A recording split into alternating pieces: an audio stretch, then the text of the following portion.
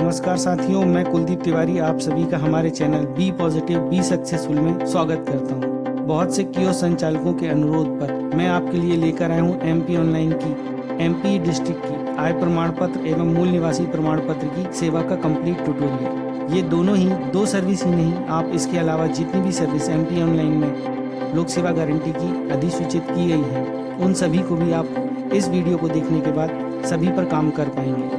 जैसा कि आपने थंबनेल में देख ही लिया, हम आज 5 पॉइंट पर बात करने वाले हैं। डीएसडी फाइल को कैसे बनाया जाता है, मतलब डिजिटल साइन डॉक्यूमेंट्स कैसे बनाए जाते हैं, जावा का इंस्टॉलेशन कैसे किया जाता है, डिजिटल सिग्नेचर का इंस्टॉलेशन कैसे किया जाएगा, और डोमिसाइल मतलब मूल निवासी प्रमाण पत्र कैसे बनाए जाते हैं, इनकम आय प्रमाण पत्र कैसे बनाए जाते हैं, और एमपी ऑनलाइन में एमपी डिस्ट्रिक्ट्स में आने वाली बहुत सारी ऐसी समस्याएं जिनका समाधान इस वीडियो के माध्यम से हम करने वाले हैं। आज का वीडियो लंबा जरूर होगा, मगर वीडियो को बिना स्किप करे बिल्कुल लास्ट तक देखिए, जिससे आपको आगे एमपी डिस्ट्रिक्ट में किसी भी प्रकार की समस्या का ना सामना करना पड़े। तो हम देखते हैं सबसे पहले एमपी डिस्ट्रिक्ट में कौन कौन से सॉफ्टवेयर लगते हैं या किन किन सॉफ्टवेयर की जरूरत हमें पड़ेगी। सबसे पहले नंबर पर सॉफ्टवेयर जो आता है वो है लेटेस्ट जावा।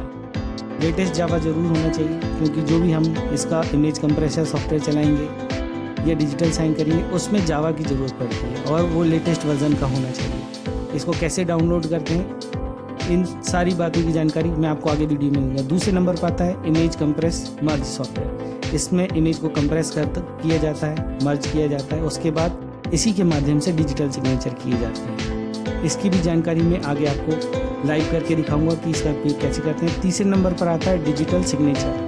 डिजिटल सिग्नेचर क्लास 3 का होना चाहिए। क्लास 2 के बंद हो चुके हैं तो हम लोग क्लास 3 का यूज़ करें। ये सभी कियोस्क संचालकों के पास लगभग रहता है। चौथे नंबर पर विंडार या विनजिप, क्योंकि जो भी सॉफ्टवेयर हम डाउनलोड करते हैं वो विनजिप के अंदर बंद आते हैं या जिप फॉर्मेट में आते हैं, तो उन्हें अनजिप करने के लिए हमें विंडार या विनजिप की ज़रूरत पड़ती है। तो इसका इंस्टॉलेशन कैसे करते हैं ये भी मैं बताऊँगा। इसके बाद हम लोग जाते हैं डॉक्यूमेंट रिक्वायरमेंट। कौन कौन से डॉक्यूमेंट अब लगने वाले हैं। पहले नंबर पर स्वघोषणा पत्र सत्यापन के साथ, इसका फॉर्मेट मैं आपको वीडियो में दिखाऊंगा और वीडियो के अंत में भी आपको इसके बारे में डिटेल जानकारी बताऊंगा कि इसको कैसे भरा जाता है। इसका मैं डिस्क्रिप्शन में भी लिंक दूंगा कि इसको कहां से निकाला जा सकता है। एमपी डिस्ट्रिक्ट की वेबसाइट पे ये डला हुआ है, आप इसको वहां से निकाल सकते हैं। दूसरे नंबर पर आता है आधार कार्ड। आधार कार्ड को मैंडेटरी कर दिया है, ये मैंडेटरी फील्ड में है। आपके पास आधार जरूर होना चाहिए, जिसका भी आप बना रहे हैं उसका आधार कार्ड जरूर लीजिए, क्योंकि यहीं से सत्यापन होगा कि वो कहाँ रहता है। तीसरे नंबर पर आती है समग्र आईडी। समग्र आईडी भी मैंडेटरी फील्ड के अंदर आता है, तो ये भी ज़रूर लीजिए, क्योंकि समग्र से ही नाम सॉफ्टवेयर लेता है।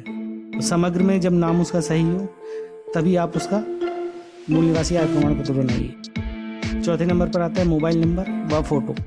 मोबाइल नंबर ज़रूर होना चाहिए, जिससे कि उसको एप्लीकेशन का स्टेटस पता चले, एप्लीकेशन नंबर क्या मिला हुआ है और कब तक डिस्पोज हो जाएगा, और जब एप्लीकेशन डिस्पोज हो जाएगी उसका भी मैसेज उसके पास जाएगा। कोशिश करिए व्हाट्सएप का नंबर डालिए, क्योंकि व्हाट्सएप की सुविधा भी है, व्हाट्सएप पर इंटीमेशन आते हैं।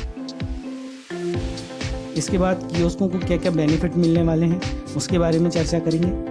लोक सेवा अभिकरण मध्य प्रदेश सेप्स एमपी के द्वारा एक लेटर 25/6/2016 को जारी किया गया था, जिसमें बताया गया है कि पहले पॉइंट में लिखते हैं एमपी ऑनलाइन कियोस्क ई डिस्ट्रिक्ट पोर्टल की सेवाओं के लिए अपने जिले में क्षेत्राधिकार से मुक्त रहेंगे। मतलब वो अपने जिस भी जिले में है वहाँ पर पूरे जिले के वो मूल निवासी आय प्रमाण पत्र सभी बना पाएंगे। और तीसरे नंबर पर पदाभित अधिकारी को हार्ड कॉपी भेजने की ज़रूरत नहीं है, मतलब आपका हार्ड कॉपी मूवमेंट बंद हो चुका है। और चौथे नंबर पर बताते हैं कि वर्तमान में एमपी ऑनलाइन में जो भी हार्ड कॉपी मूवमेंट की सेवाएं हैं वो नहीं दी जा रही हैं। छठवें नंबर का एक पॉइंट लिखते हैं, जिसमें बताते हैं कि डिजिटल सिग्नेचर सभी संचालकों को बनाना है सेवा देने के लिए, और आवेदक को जो भी सेवा दी जाएगी वो डिजिटल हस्ताक्षरित होगी, मतलब उसमें डिजिटल साइन किए हुए होंगे।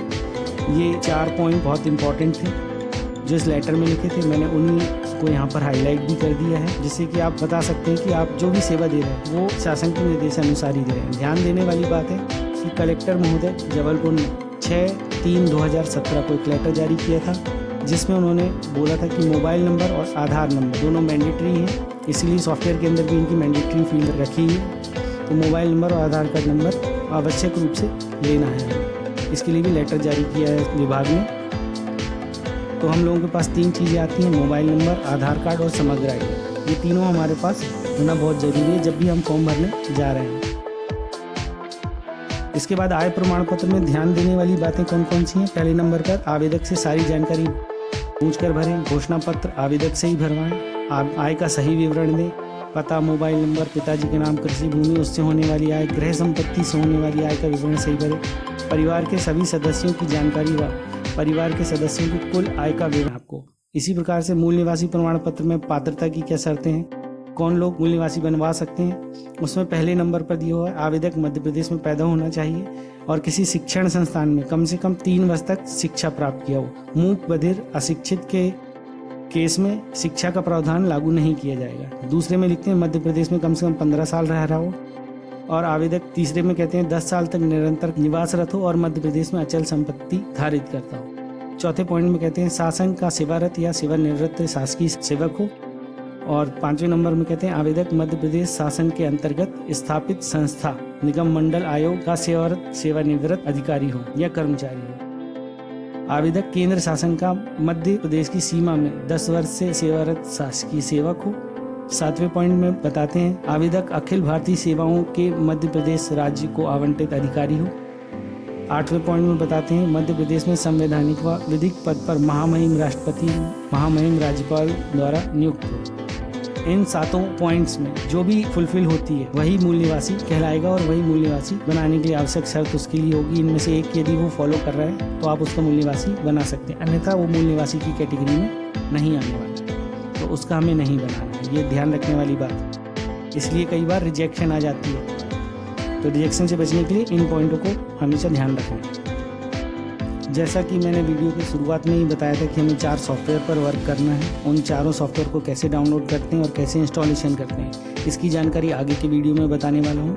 तो सबसे पहले हम लोग देखते हैं कि डिजिटल सिग्नेचर को किस तरीके से इंस्टॉल किया जाता है।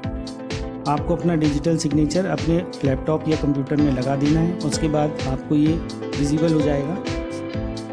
आप उसको खोलिए, उसमें 3 फाइल आपको दिख रही होंगी। एक ऑटो रन की फाइल होगी और तीसरे नंबर पर एक होगी जिसको आपको चलाना EXE फाइल होती है। एक ऑटो रन सेटअप होता है और एक मैनुअल होता है। आप मैनुअल पे जाके राइट क्लिक करिए, रन एज एडमिनिस्ट्रेटर पर क्लिक कर दीजिए। इससे आपका जो इंस्टॉलेशन प्रोसीजर है वो स्टार्ट हो जाएगा। सबसे पहले लैंग्वेज पूछता है तो ओके कर देंगे, लैंग्वेज इंग्लिश रखकर नेक्स्ट की बटन पर क्लिक कर देंगे और हमेशा प्राइवेट ही उसको सेलेक्ट करके इंस्टॉलेशन करिए और इंस्टॉलेशन होने दीजिए। जब तक इंस्टॉलेशन हो रही है आप वेट करिए, थोड़ा समय लगता है, 1 या 2 मिनट लगेंगे और हमारा इंस्टॉलेशन कंप्लीट हो चुका है। फिनिश कर दीजिए और बाहर आ जाइए। अब आपका जो है डिजिटल सिग्नेचर इंस्टॉल हो चुका है। अभी हम लोगों ने डिजिटल सिग्नेचर को इंस्टॉलेशन कंप्लीट कर लिया है। अब सेकंड नंबर पर हम लोग जाकर इंस्टॉलेशन करने वाले हैं इमेज कंप्रेसर। ये इमेज कंप्रेसर जो सॉफ्टवेयर है ये एक MP ऑनलाइन का लिंक था जो पहले आपके लॉगिन के अंदर था, अब वहाँ पर नहीं है। तो यहाँ पर मैंने वो लिख के रखा है।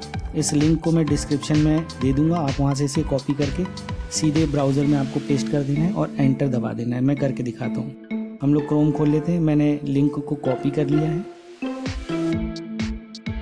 लिंक को एड्रेस बार में जाकर पेस्ट कर देते हैं और एंटर की बटन को प्रेस कर देते हैं। थोड़ी देर इंतज़ार करते हैं। यदि ये डाउनलोड ना हो रहा हो तो एक बार फिर से एड्रेस बार पर क्लिक करें और एंटर की बटन फिर से दबा दें, तो ये इसका जो डाउनलोड है वो चालू हो जाएगा। देखिए डाउनलोड चालू हो गया। वीडियो में 2 हो रहे हैं, एक कैंसिल कर देते हैं और जो एक है उसको कंप्लीट कर लेते हैं। जैसे ही इसका डाउनलोड ख़त्म होगा इस पर हम लोग वर्क करना स्टार्ट करेंगे। जैसे ही डाउनलोड कंप्लीट होता है साइड में क्लिक करते हैं और शो फोल्डर पर चले जाते हैं, शो इन फोल्डर। यहाँ पर ये हमारे पास सॉफ्टवेयर आ गया है। रार फाइल आई हुई है, इसको डेस्कटॉप पर ले जाकर कट करके पेस्ट कर देते हैं हम लोग। ये हमने डेस्कटॉप पर अपना इमेज कंप्रेस का जो सॉफ्टवेयर है उसे पेस्ट कर दिया है। अब तीसरे नंबर पर हमें जो चीज़ की ज़रूरत है, जिस सॉफ्टवेयर की हमने बात करी थी, वो जावा है। तो जावा हम लोग डाउनलोड कैसे करेंगे? हम लोग ब्राउज़र खोलेंगे, उसमें लिखेंगे java.com और एंटर प्रेस कर देंगे। जैसे ही एंटर प्रेस करेंगे वेबसाइट पर ये रीडायरेक्ट हो जाएगा पेज। यहाँ पर डाउनलोड जावा का बटन है, इस पर क्लिक कर दीजिए। क्लिक करने के बाद नीचे स्क्रॉल करके ये डाउनलोड जावा के बटन पर फिर से क्लिक करिए और आपका जो डाउनलोड है वो स्टार्ट हो चुका है। 62.1 MB की एक फ़ाइल है जो कि डाउनलोड होना है। 1 मिनट या 1.5 मिनट के करीब लगभग इसमें लगता है इसको डाउनलोड होने में।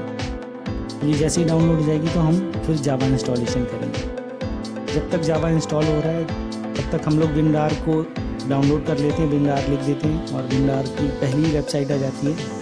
इसको फ्री डाउनलोड किया जा सकता है, इस पर क्लिक कर देंगे, ये उस पेज पर डायरेक्ट हो जाएगा और डाउनलोड विंडार के ऑप्शन पर क्लिक कर दीजिए। बाय नहीं करना है, डाउनलोड विंडार के ऑप्शन जो नीली बटन है इस पर क्लिक कर दीजिए। कुछ मत करिए, सिंपली ये डाउनलोड होना ये भी शुरू हो गया है। ये बहुत छोटी फाइल थी 3.4 MB की, ये तुरंत डाउनलोड हो जाती है, इसमें कोई टाइम नहीं लगता है। तो हम लोगों ने अब 2 चीज़ डाउनलोड कर ली है अपने साथ। एक जावा डाउनलोड हो चुका है, साथ में विंडार को भी हम लोग शो इन फोल्डर कर लेते हैं और इसको भी यहाँ से कट कर लेते हैं और इसको भी ले जाकर डेस्कटॉप पर पेस्ट कर देते हैं। हम लोग सारी चीज़ें डेस्कटॉप पर इसलिए रख रहे हैं जिससे मैनेज रहे, हमें पता रहे कि अभी हमें और आगे क्या क्या करना है। उसके बाद हम लोग वापस जाते हैं, जावा के ऊपर जाते हैं, शो इन फोल्डर करते हैं और जावा को भी वहाँ से कट करके डेस्कटॉप पर पेस्ट कर देते हैं ले जाकर। अब ये जावा भी हमारा डेस्कटॉप पर पहुँच चुका है। अब हम लोग डेस्कटॉप पर जाते हैं। अब जावा जो है उसके ऊपर राइट क्लिक करके रन एज एडमिनिस्ट्रेटर की बटन पर क्लिक कर देते हैं और जावा का इंस्टॉलेशन स्टार्ट हो जाएगा धीरे से।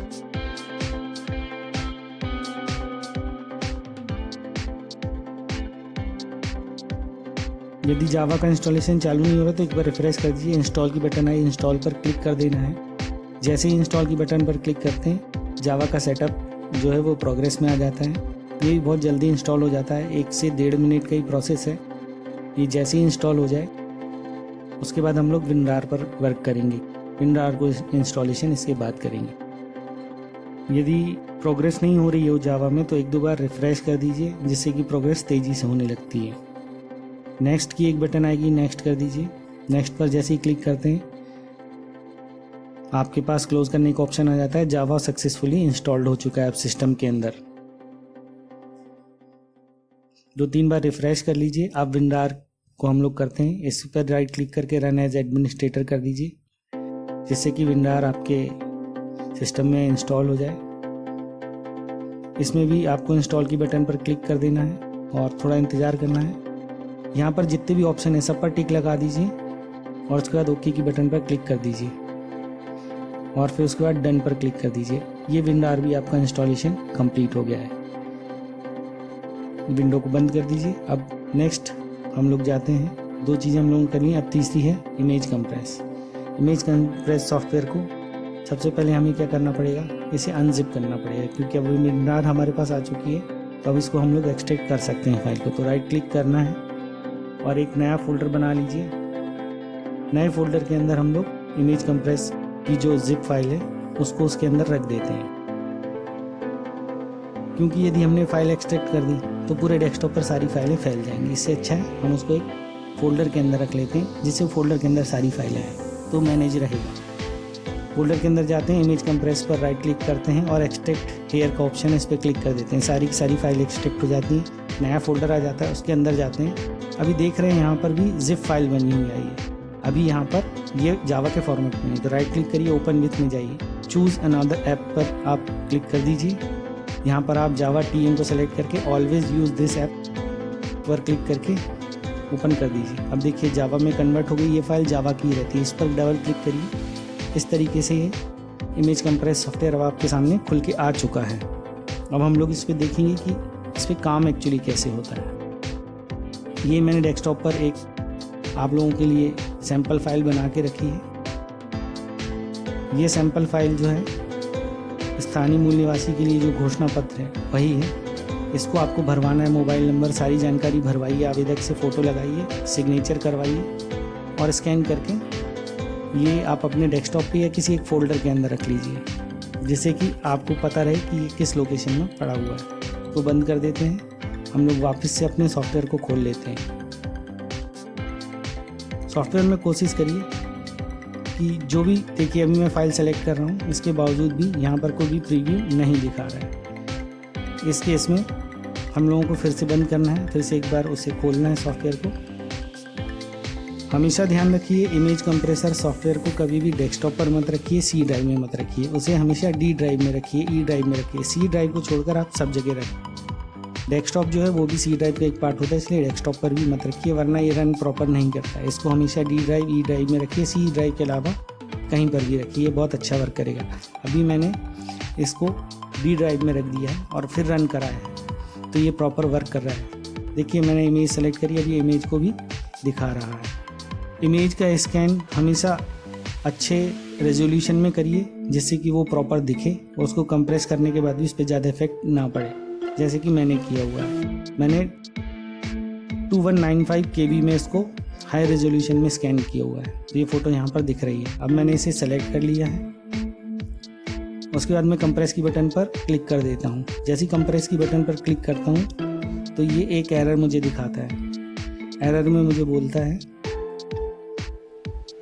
Error in image compressing. ये एरर दिखा जरूर रहा है, मगर इस तरीके कोई एरर आ नहीं है, सॉफ्टवेयर प्रॉपर वर्क कर रहा है। अभी हम लोग ओके करके आगे बढ़ेंगे और एक बार हम लोग जाके ड्राइव को रिफ़्रेश कर देंगे। डी ड्राइव खोलेंगे, बंद कर देंगे, क्योंकि ई ड्राइव में मेरी सारी फ़ोटोज़ थी। तो फिर से मैं ई ड्राइव को खोल देता हूँ, रिफ़्रेश हो गई। अब देखिए दूसरे नंबर की जो फाइल आई है ये कंप्रेस फाइल है। जो मेरी 2100 KB के लगभग फाइल थी वो अब 128 KB की बन चुकी है। दोनों में डिफरेंस आ चुका है, मतलब मेरी जो फाइल थी वो अब कंप्रेस हो चुकी है। जैसे ही ये फाइल कंप्रेस हो जाएगी इसका डायमेंशन भी चेंज हो जाता है और ये फ़ोटो भी बदल। अब हम लोग डिजिटल सिग्नेचर करने के लिए डिजिटल साइन वाली जो बटन है साइन डिजिटली, इस पर क्लिक कर देते हैं। जैसे ही क्लिक करते हैं हमारे पास ये खुलकर आ जाता है और फिर हम इस पर ओके करते हैं तो पासवर्ड डालने का ऑप्शन आ जाता है। आप अपना पासवर्ड डाल दीजिए, डिजिटल सिग्नेचर का ओके कर दीजिए।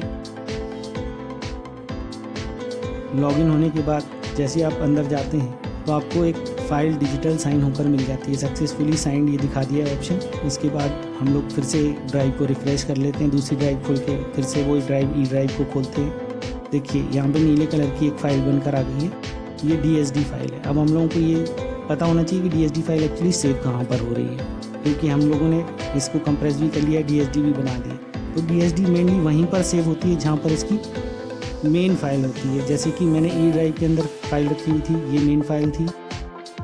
उसके बाद उसकी कंप्रेस फाइल बनी और उस कंप्रेस फाइल को मैंने डिजिटल साइन कर दिया। ये वाइट कलर की फाइल होती है, इसे खोलकर नहीं देखना है, अन्यथा ही करप्ट हो सकती है।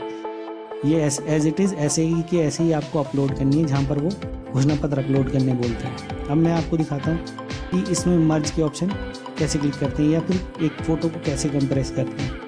तो फोटोग्राफ है तो फोटोग्राफ को सेलेक्ट कर लीजिए, कंप्रेस दबाइए, एरर आ रहा है, कोई दिक्कत नहीं है। दूसरी ड्राइव को खोलिए, फिर से पुनः उसी ड्राइव खोलिए, देखिए कंप्रेस फाइल आ गई है, 5 KB में कन्वर्ट हो गई। 51 KB की फाइल थी, 5 KB में कन्वर्ट हो गई। ये कंप्रेस हो गई, आपकी फ़ोटोग्राफ कंप्रेशन हो गई। अब मैं दिखाता हूँ मर्ज ऑप्शन कैसे यूज़ करते हैं। पहले एक फ़ोटो सेलेक्ट करिए, कंट्रोल दबाइए, दूसरी फ़ोटो पर क्लिक करिए, 2 फ़ोटो आपकी अब सेलेक्ट हो गई हैं। दोनों फ़ोटो सेलेक्ट करने के बाद मर्ज की बटन पर आपको क्लिक करना है। सक्सेसफुली मर्ज द इमेज मर्ज हो गई है। फिर से आपको जाना है, ड्राइव को रिफ़्रेश कर लेना है। देखिए यहाँ पर हमारे पास मर्ज फाइल आ गई है। इस मर्ज फाइल में दोनों फाइल हमेशा की तरह एक दूसरे से मर्ज हो गई हैं। यहाँ पे ध्यान देने वाली बात यह है कि आपको हमेशा जो इमेज लेनी है उनके डायमेंशन हमेशा एक जैसे रखिए, वरना जैसे कि इमेज में दिख रहा है नीचे वाली जो इमेज है वो आधे पार्ट में ब्लैक में है और आधे में सही आई है। अगर ये दोनों डायमेंशन एक जैसे होंगे तो ये ऊपर नीचे एक जैसी बैठेगी। कई बार ऐसा होता है कि यदि नीचे की इमेज छोटी और बड़ी इमेज ऊपर है तो छोटी इमेज के हिसाब से पूरा पेज कट जाता है, तो इन्फॉर्मेशन फिर सही नहीं दिखेगी और फॉर्म आप अपलोड कर देंगे और वो रिजेक्शन में जाएगा। इसलिए हमेशा डायमेंशन एक जैसे रखिए, A4 साइज़ में ही स्कैन करिए सारे डॉक्यूमेंट्स को, क्योंकि मर्ज का सबसे ज़्यादा उपयोग होगा आपका जो घोषणा पत्र है और उसके साथ आप एक डॉक्यूमेंट सपोर्टिंग लगाएंगे, आधार कार्ड, तो उन दोनों को मर्ज करना ही पड़ेगा। तो A4 साइज़ में स्कैन करिए आधार को और A4 साइज़ में आपका घोषणा पत्र है, दोनों को एक साथ रख के मर्ज करना है। ये मर्ज की फैसिलिटी इसलिए यहाँ पर दी गई है। मर्ज करने के बाद हमें फिर से इसे कंप्रेस कर देना है। बिना कंप्रेस के ये उस फॉर्मेट में नहीं आएगी। अब हम लोग एक बार फिर से रिफ्रेश कर लेते हैं। अब मर्ज कंप्रेस हमारे पास फाइल आ गई है, 59 KB की फाइल है। अब इसके बाद हम इसको डिजिटल साइन पे क्लिक करते हैं, ओके की बटन दबा देते हैं, सक्सेसफुली साइंड हो गया। अब यहाँ पर फिर से हम ड्राइव को रिफ्रेश कर देते हैं एक बार जाके। जैसे ही रिफ्रेश करते हैं दूसरी हमारे पास फाइल आ जाती है मर्ज कंप्रेस TSD फाइल। इसी तरीके से आपको फाइल्स को मर्ज करना है, कंप्रेस करना है, और फोटोग्राफ हैं उन्हें भी आपको जाके कंप्रेस कर लेना है। ये देखिए यहाँ पर हमारी फाइल आ गई है मर्ज कंप्रेस्ड DSD फाइल। ये ओरिजिनल फाइल थी, उसके बाद कंप्रेस फाइल बनी मर्ज वाली, फिर मर्ज कंप्रेस्ड DSD फाइल हमें मिली। इसी तरीके से आपको फाइलें बनानी है और ये बहुत आसान तरीका है इसको बनाने का। इसमें कोई भी बहुत बड़ी ट्रिक नहीं है, आसानी से आप इसको बना सकते हैं। इसको आप विंडो को क्लोज कर देते हैं। अब आपका काम यहाँ पर ख़त्म हो गया है। नेक्स्ट स्टेप है सॉफ्टवेयर पे कैसे काम करना है। तो सबसे पहले हम लोग हिस्ट्री डिलीट कर दें। हिस्ट्री डिलीट करने के लिए 3 जो बिंदु बने उस पर क्लिक करिए, हिस्ट्री पर जाइए, हिस्ट्री पर क्लिक कर दीजिए। उसके बाद क्लियर हिस्ट्री डेटा पर चले जाइए, इससे पूरी हिस्ट्री आ जाएगी। एडवांस पर जाइए, यहाँ जितने भी ऑप्शन दिख रहे हैं ऑल टाइम करके सब पे टिक लगा देना है। उसके बाद क्लियर डेटा के ऑप्शन पे बटन पे क्लिक कर दीजिए। जैसे ही क्लिक करते हैं पूरा सिस्टम जो है इसकी ब्राउजिंग हिस्ट्री को डिलीट करना शुरू कर देता है। थोड़े समय के बाद ब्राउजिंग हिस्ट्री डिलीट हो जाती है। सेटिंग के पेज में ऑटो फिल पर जाइए। ऑटो फिल में देखिए पासवर्ड मैनेजर के अंदर यदि कोई MP ऑनलाइन के पासवर्ड सेव हैं तो उन सारे पासवर्ड को वहाँ से रिमूव करना बहुत ज़रूरी है। यदि आप रिमूव नहीं करेंगे तो बार बार डबल लॉगिन की समस्या भी आपको यहाँ पर देखने में मिलेगी, तो पासवर्ड रिमूव कर दीजिए। तीसरे नंबर पे अब हम लोग देखते हैं कि हम लोगों ने कोई बुक मार्क तो नहीं लगा लिए। तो सबसे पहले बुक मार्क के अंदर जाते हैं और बुक मार्क मैनेजर में चले जाते हैं। यहाँ पे हमें पूरी पॉपुलेटेड लिस्ट दिखती है। जो भी MP ऑनलाइन के यहाँ पर आपने बुक मार्क लगाए सब पर क्लिक करिए और डिलीट की बटन दबाते जाइए। आपने जितने बुक मार्क लगाए होंगे बुक मार्क भी डिलीट कर दीजिए। बुक मार्क डिलीट होना इसलिए ज़रूरी है क्योंकि ये बुक मार्क आपके जो ब्राउज़र है उसकी स्पीड को स्लो कर देते हैं। आप जब भी इनको खोलते हैं तो कहीं ना कहीं इनकी कुकीज़ भी साथ साथ डेवलप होती हैं। फिर आप कहते हैं कि वेबसाइट प्रॉपर वर्क नहीं कर रही है। यहाँ पर हम लोग देखें 2-3 मैंने यहाँ पर सेव करके रखे हुए हैं बुक मार्क।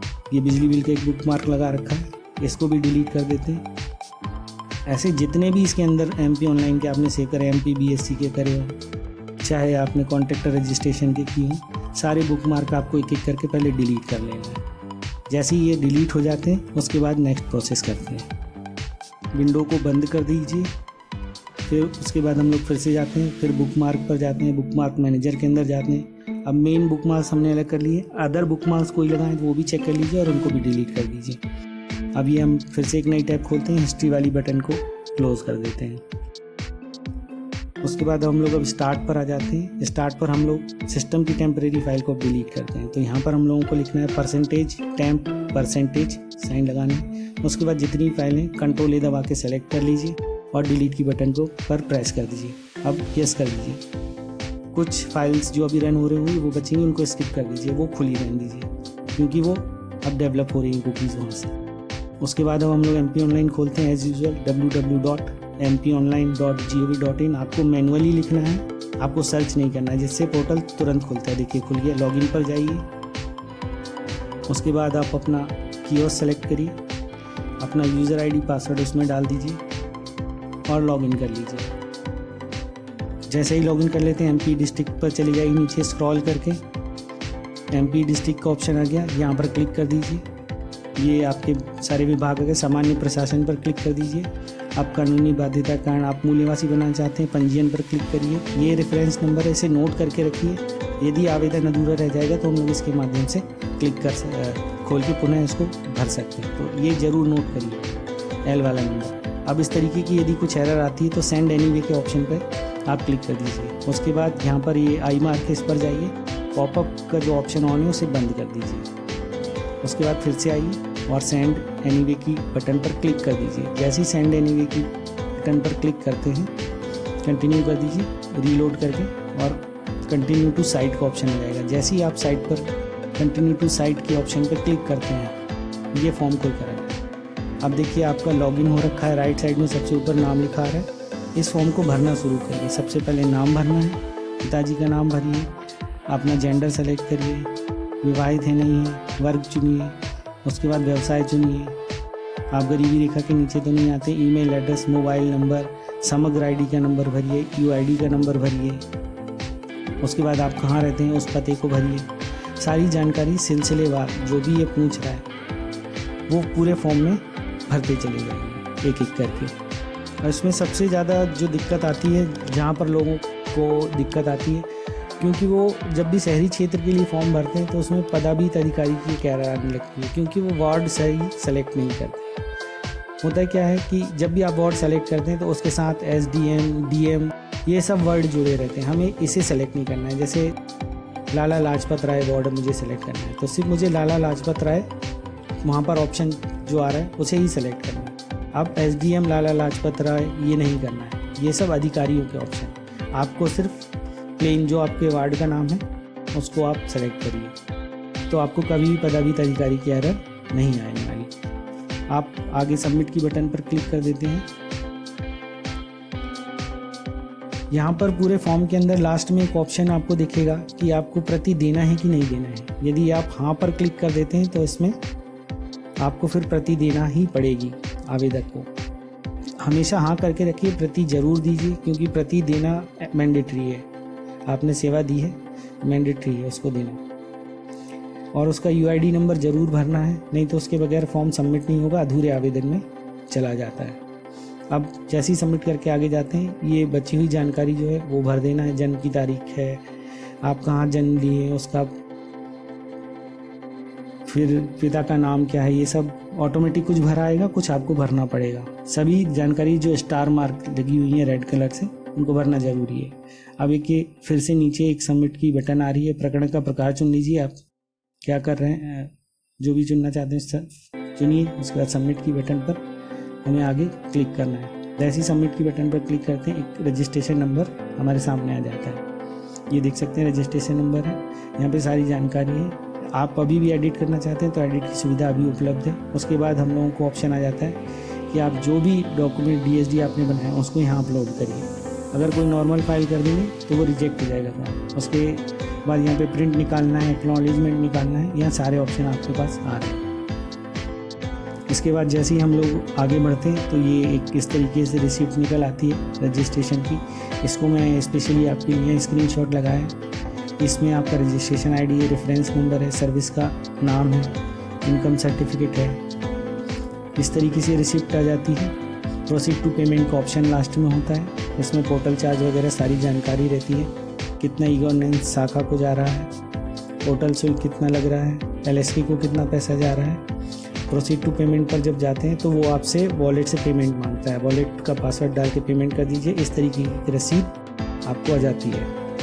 इसमें सारा विवरण दिया गया है। इस तरीके से आपका फॉर्म कंप्लीट हो जाता है और ये सेवा आपको जितने भी दिन में निश्चित किया गया विभाग के द्वारा वो आपको दी जाती है। जनरली जो आय प्रमाण पत्र हैं वो 3 दिवस कार्य दिवस में बनते हैं। 3 कार्य दिवस मतलब उसमें छुट्टियां शामिल नहीं हैं, सैटरडे संडे शामिल नहीं है। उसके बाद मूल निवासी प्रमाण पत्र है वो 7 दिन में बनता है, 7 कार्य दिवस में बनता है। अगर बीच में छुट्टियां हैं और सैटरडे संडे तो उनको काउंट नहीं करेंगे। जैसे मंडे को यदि आवेदन करते हैं तो वहाँ से 7 दिन गिनेंगे, तो सैटरडे संडे 2 दिन छोड़ देंगे तो 5 दिन बचेंगे। मतलब अगले ट्यूसडे को हमारा फॉर्म जो है वो डिस्पोज हो जाएगा। वैसे तो सॉफ्टवेयर में बिल्कुल सही जानकारी दी रहती है कि इसकी डिस्पोज डेट क्या होगी, एक्सपेक्टेड दी रहती है। तो आप उसको बता सकते हैं आवेदक को कि उसका फॉर्म कब डिस्पोज होगा और वो कब उसका प्रिंट आउट लेने आपके पास आ सकता है। तो साथियों, आपको मेरा ये प्रयास पसंद आया। इस वीडियो को देखने के बाद साथियों, आप एमपी ऑनलाइन में जितनी भी एलएसके की सेवाएं अधिसूचित की गई हैं उन सभी को आप दे सकते हैं। सिर्फ आपको डॉक्यूमेंट्स का ध्यान रखना है। मेन होता है उसकी डीएसडी फाइल बनाना और उसे अपलोड करना। आप यदि डॉक्यूमेंट्स के बारे में ज़्यादा जानकारी चाहते हैं तो हमारी नेक्स्ट वीडियो का इंतज़ार करिए। उसमें हम सारी सेवाओं को एक एक करके डिस्कस करेंगे और आप लोगों को बताएंगे कि किस सेवा में कौन सी डॉक्यूमेंट्स लगती है, कितनी दिनों में वो एप्लीकेशन डिस्पोज होती है, प्रथम अपील, द्वितीय अपील, तृतीय अपील क्या होती है, इस बारे में जानकारी होगी। तो हमारे नेक्स्ट वीडियो के लिए वेट करिए और बहुत जल्द हम इसकी ऑनलाइन ट्रेनिंग भी आप लोगों के लिए लेकर आएंगे, जहाँ पर आपके सारे डाउट्स को हम लोग क्लियर करेंगे। यदि आपके कोई फिर भी डाउट्स रहते हैं तो आप कमेंट सेक्शन में जाकर कमेंट करिए और हमसे पूछिए, हम उसका जवाब देने की बिल्कुल भरपूर कोशिश करेंगे। जय हिंद, जय भारत।